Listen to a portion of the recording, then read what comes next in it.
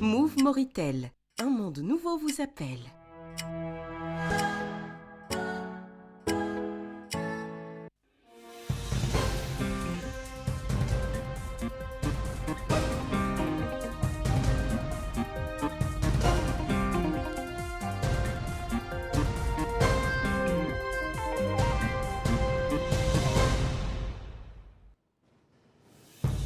Le ministre de l'Équipement et des Transports poursuit sa tournée d'inspection afin d'évaluer l'avancement des travaux d'infrastructures routières dans le wilaya d'Assaba et de Tagan.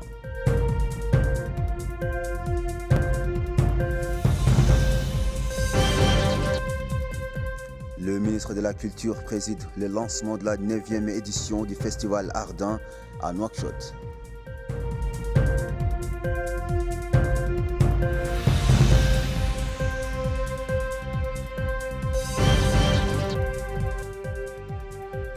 Le délégué général à la solidarité nationale et à la lutte contre l'exclusion, Tazour, affirme que le renforcement de la protection sociale et l'amélioration des conditions de vie des groupes vulnérables constituent une priorité pour le gouvernement.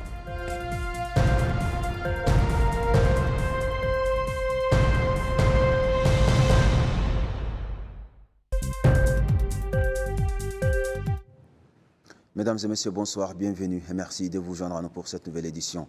Les ministres de l'Équipement et des Transports, Ali Ould Veirik, accompagné du gouverneur de Tagan, Ahmedou Mamadou Kelly, a effectué ce matin une visite des chantiers sur le tronçon routier de Kadima Boumdeid, actuellement en construction.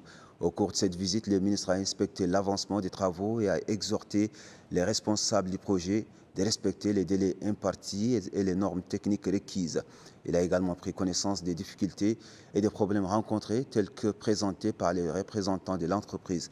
À l'issue de sa visite, le ministre de l'Équipement et des Transports s'est entretenu avec le représentant de l'entreprise afin d'examiner les moyens d'accélérer les travaux et de garantir le respect des échéances contractuelles.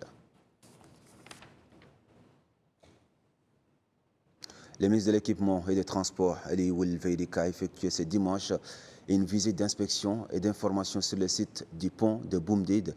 Cette visite s'inscrit dans le cadre du suivi de la mise en œuvre des projets de développement et des infrastructures routières visant à renforcer le désenclavement et à améliorer la fluidité du trafic dans la wilaya de l'Assaba.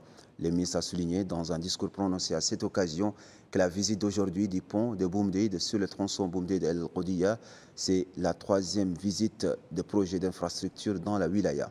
Il a indiqué que le pont de Boumdeid était une demande de la population et qu'il contribuera à désenclaver la ville en cas d'inondation.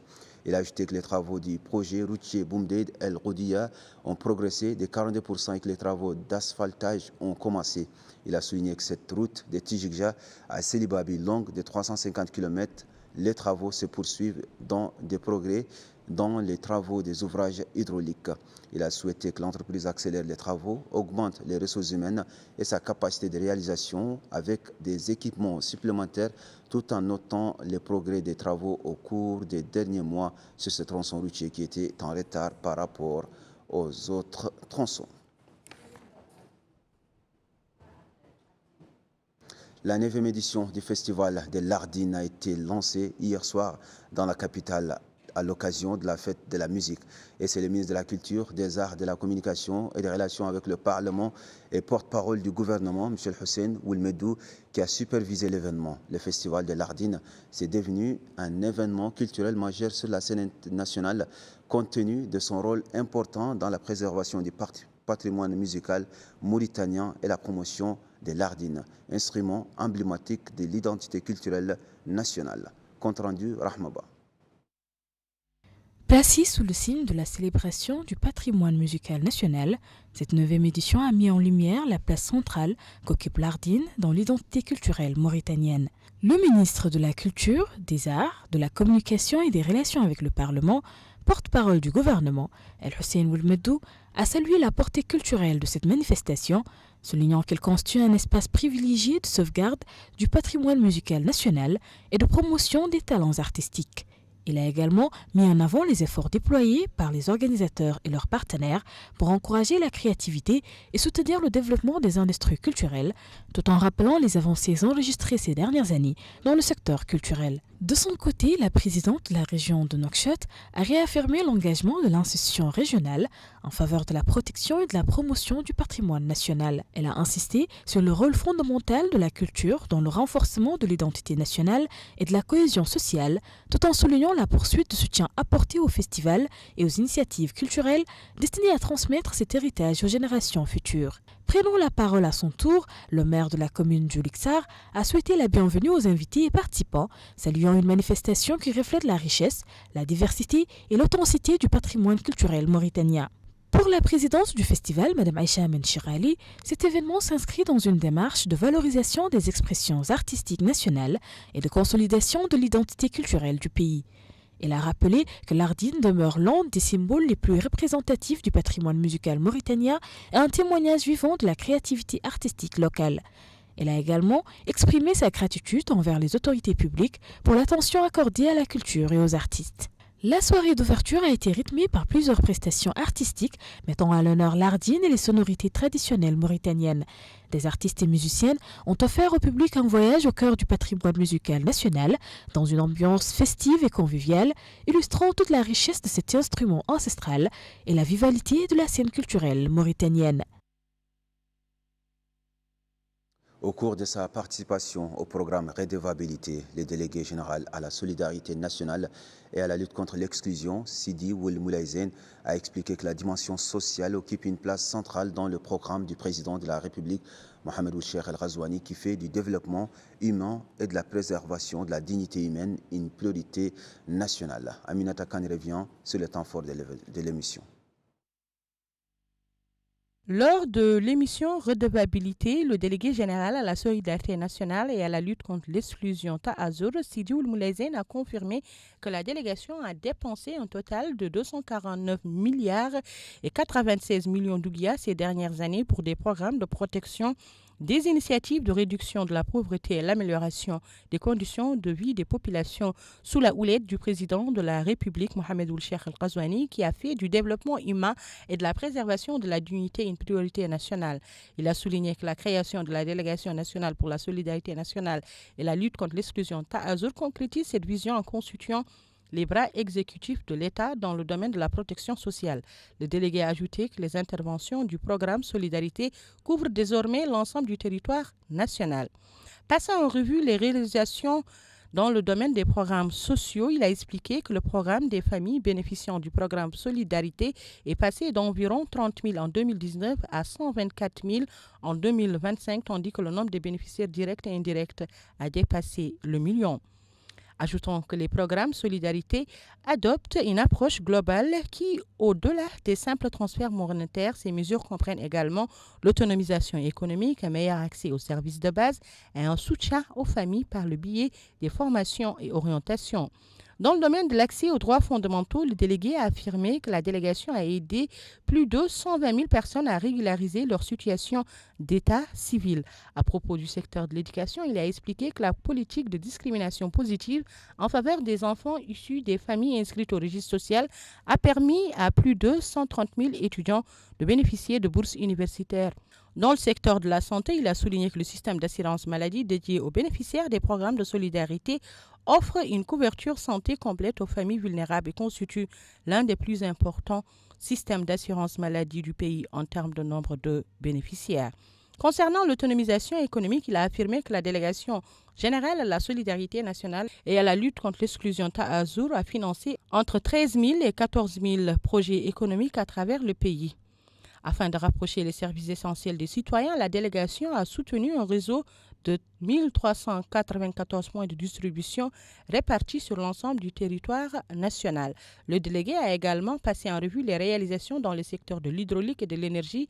Il a, dans ce cadre, noté l'achèvement de 420 projets d'infrastructures hydriques, la construction de 113 nouveaux réseaux d'eau et la mise en service de 240 réservoirs d'eau. Concernant l'opération Aoun, il a affirmé qu'il s'agissait de l'une des plus importantes opérations sociales menées dans le pays.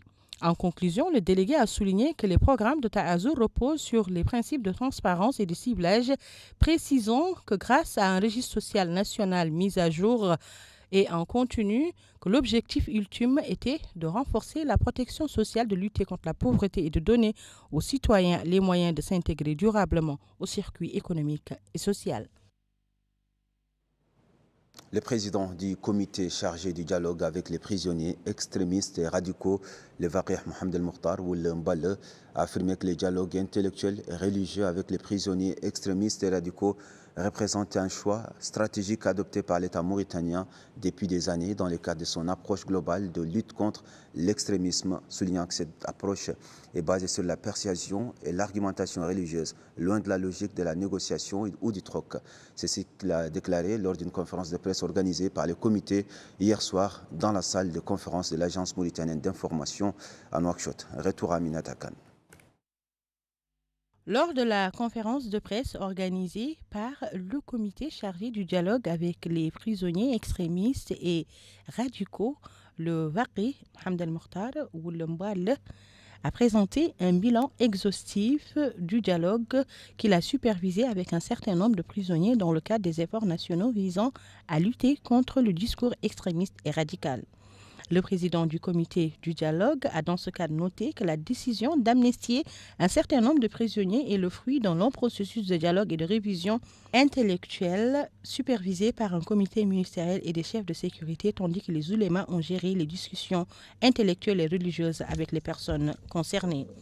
Ajoutons dans ce cadre que ces dialogues ont abordé plusieurs questions, notamment la gouvernance, le djihad, l'ordonnance du bien, l'interdiction du mal, l'allégeance et le désaveu. Ils ont abouti à des révisions à même d'annoncer aux prisonniers de se repentir et de renoncer aux idées qu'ils défendaient.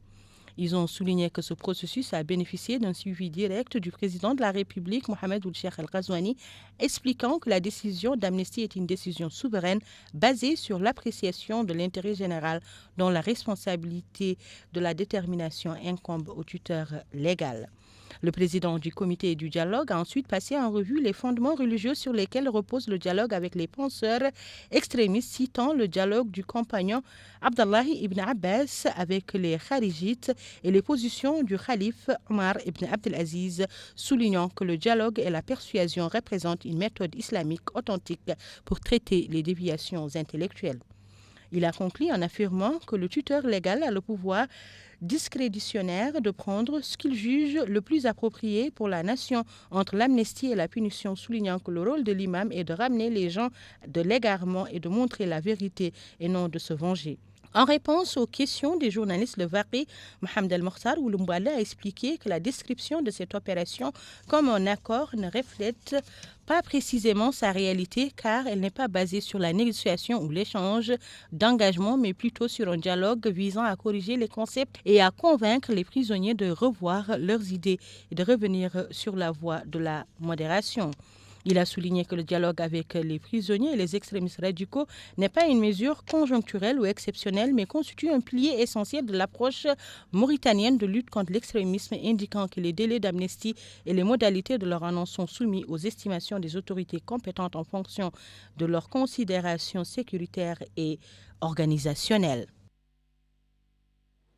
Le wali du Guidimaha d'Ahman Oul Beyrouk a supervisé ce matin le lancement d'une vaste campagne d'assainissement de la ville de Selibabi, organisée annuellement par la commune avec l'appui du ministère de l'Intérieur, de la promotion, de la décentralisation et du développement local. Le wali a souligné l'importance de cette initiative qui bénéficie du soutien de la wilaya et de la participation des divers services administratifs, militaires et de sécurité. Il a indiqué que la propriété constitue un pilier essentiel de la préservation de la santé publique, en particulier à l'approche de la saison des pluies et face aux défis environnementaux et sanitaires qui l'accompagnent. Il a salué la forte mobilisation des jeunes de Selibabi et leur contribution efficace à cette campagne. Il a également exprimé sa reconnaissance pour le rôle important joué par les femmes dans la réussite de telles initiatives, tout en appelant l'ensemble des citoyens à participer activement à cette opération qui se poursuivra durant une semaine. Le wali a ajouté que l'ancrage d'une culture de la propriété et l'élimination des dépotoirs sauvages contribueront à réduire la prolifération des moustiques et par conséquent à limiter l'incidence du paludisme ainsi que d'autres maladies liées à l'insalubrité. Il a également insisté sur la nécessité pour les habitants de respecter les sites prévus pour le dépôt des déchets afin de garantir le succès de cette campagne. Et ce sera tout pour l'essentiel de l'actualité. À présent, les rappels des principaux titres. Le ministre de l'Équipement et des Transports poursuit sa tournée d'inspection afin d'évaluer l'avancement des travaux d'infrastructures routières dans les wilayas d'Assaba et de Tagan.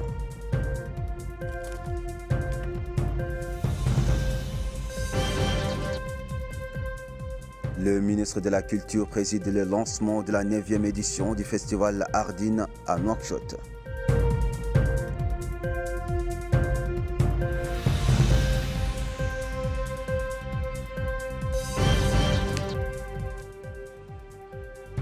Le délégué général à la solidarité nationale et à la lutte contre l'exclusion, Tazour, affirme que le renforcement de la protection sociale et l'amélioration des conditions de vie des groupes vulnérables constituaient une priorité pour le gouvernement.